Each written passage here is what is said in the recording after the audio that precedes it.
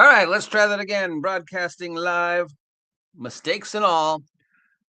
Located in Fresno, Nevada, it's your boy, the oggm, bringing you the tabletop role-playing game Kickstarter projects that are coming to an end this week. And in case you can't tell by the hints given in the picture above, we set Tag out to investigate a spooky haunted house because the Scooby-Doo themed role-playing game from Bloat Games is coming to an end. Get it? Just I was trying to be clever. That's what I get. All right, we've got 7 projects ending this week. I had to go to the Kickstarter land myself because the normal list wasn't up at drive-through. Hopefully everything's all right in there. We've got Meddling with Monsters, the tabletop role-playing game, obviously inspired by Scooby-Doo and all the other Hanna-Barbera and other companies who did the whole mystery solving teens from the 1960s through the 1980s. Scooby-Doo is still going strong. My personal recommendation is if you have a chance to watch Scooby-Doo Mystery Incorporated, the 2 seasons of that, and you're willing to, be a kid for 10 minutes, it's probably one of the best Scooby-Doo cartoon series ever. It's both childlike but also adult. It has Lovecraftian influences, and it explains the whole 4 kids and a companion arc. And why there's always 4 and a companion. Why is there 4 kids and a shark? Why is there 4 kids and a caveman? Why is there 4 kids and a ghost? Why is there 4 kids and a dog? So this, yeah. So I highly recommend it because it's like $19 for the PDF, and you get a POD that gives you a link to Lulu where you have to spend an additional $20 to get the POD. So I'm not sure how that's a good thing, but okay. For $19, Scooby-Doo, Bloat Games, why not? We got Song of the King, cosmic music horror role-playing. Blink, blink, blink, blink, blink. All right, hey, let's just make up a new genre. It's been a while. What is cosmic music horror role-playing, Sam Smith? A tabletop role-playing game that brings forth the world of musicians, maestros, and monsters from the void.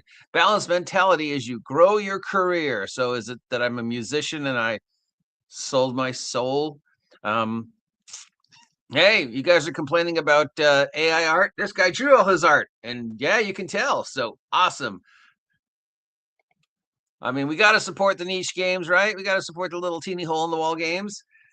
Who knows? Maybe Sam Smith will be the next $1 million. I don't know. Music horror role playing. Why not? Then from Darren Drader, we've got Apocalypse 5e.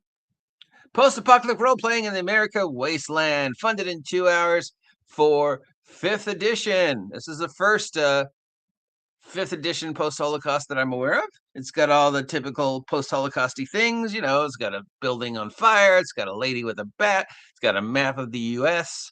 And it's for 5e. Well, tabletop role-playing game, post-apocalyptic, Mad Max, Gamma World nonsense work with 5e?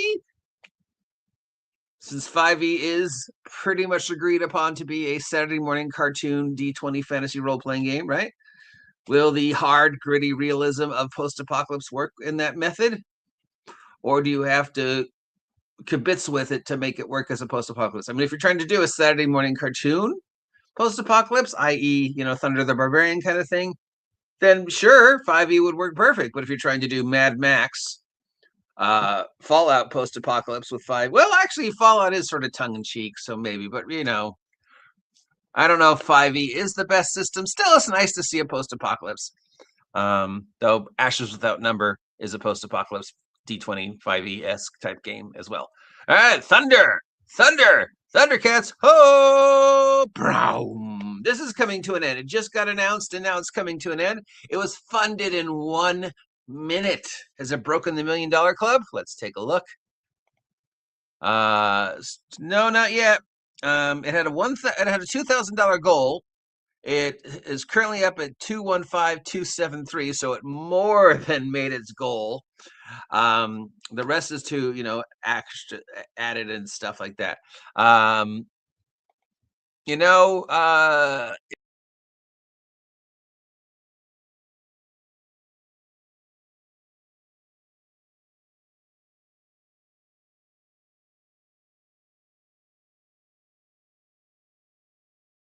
know. I don't know. Maybe not. Don't know what's going on with the computer, guys, today. I'm sorry. Well, it is really windy. It could be that. My big question, of course, is what's with Lion-O's face? All right. What is with Lion-O's face? That's, I think, the big question here. Okay. First, he is super shiny. Like, are they supposed to be plastic? Because that's not what real people look like when lights are on them. That's not what animals look like when lights are on them. That's not what anybody who isn't made out of plastic looks like. Second, what's with this evil eye, side eye, shit-eating grin of Lion-O as he's like, yeah. He looks like he's the bad guy, like he's planning something like, oh, yes, Thundercats, you've fallen into my trap. All this time, Mumra and I have been working together. I don't know why you went with that choice for the art for the cover, but whatever. Hey, is it AI? I don't know. If you're like me, you were a fan of Thundercats because you were always voting for Mumra because you were a D&D kid, and Mumra is one of the best liches in the history of TV, right? I mean, him and Skeletor, right? Though when you think lich, if you grew up in the 80s, you think Skeletor, Mumra, ancient spirits of evil. And then, a few years later, you realize, wait, Mumra and Mojo Jojo are the same voice.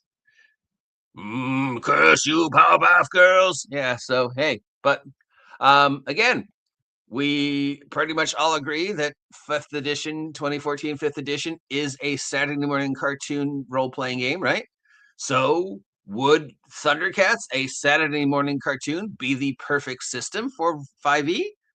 I don't know. All right, from Ember Winters. If that's not the name of somebody who designs role-playing games, I don't know the things. We have Arcana Modern fantasy role-playing. So is this fantasy role-playing in the real world?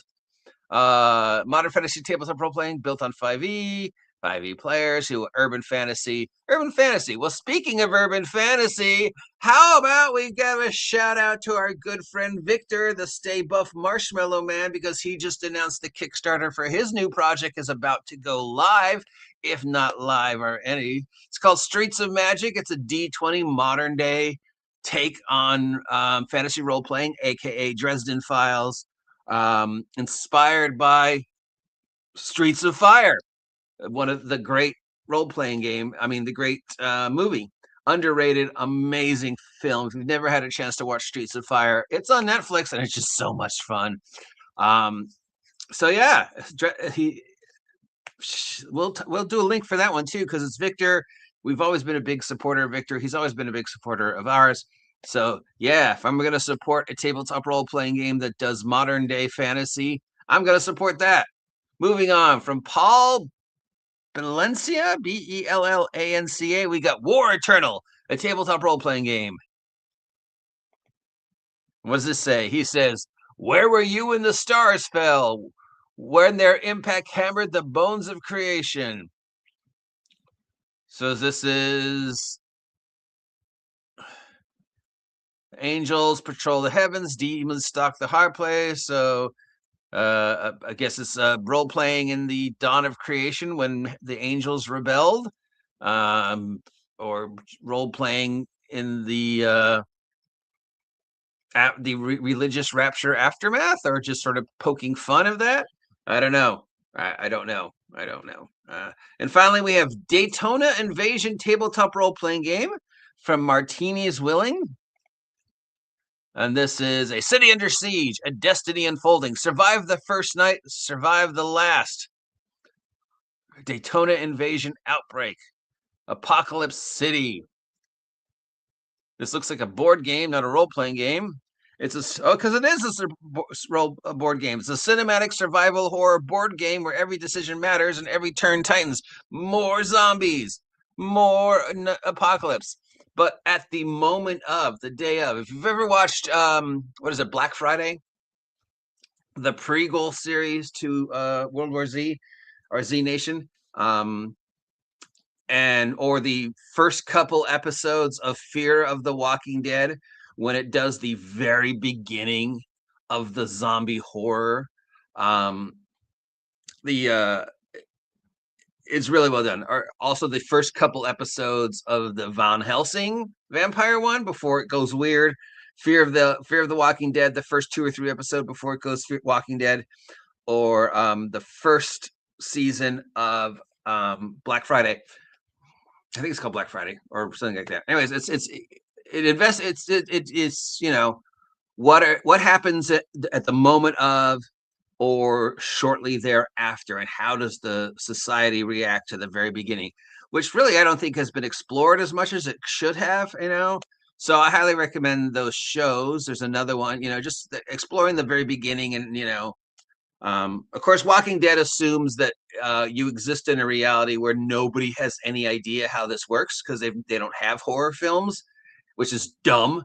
But all the other shows, tell the story like, hey, you've probably seen this happening on TV or a video game, so you should know how to react. You should know what this is. And yet continuously they make the people unbelievably stupid. So my favorite of all of them is the Walking Z Nation prequel one, the first season, because it tells the entire story, not from the point of views of the different survivors, but from the point of view of this one zombie that's trying to chase down this one person, and all the other stories happen around this zombie, but the zombie is the main protagonist. And just, the story of these two trying to get away, or this thing, it's all happening, but always in the background is the zombie chasing down this one person. So I think it's an interesting way to do it. I got off on a tangent there. It's going to be that kind of thing, but yeah, that sounds fun. Exploring the very first days of the apocalypse. It's a role-playing board game, right now. So obviously this week, my recommendations is Meddling with Monsters from Bloat Games, because I willingly admit I am a huge Scooby-Doo fan. I watch Mystery Incorporated at least once every other year on Netflix around Halloween because it's just so good.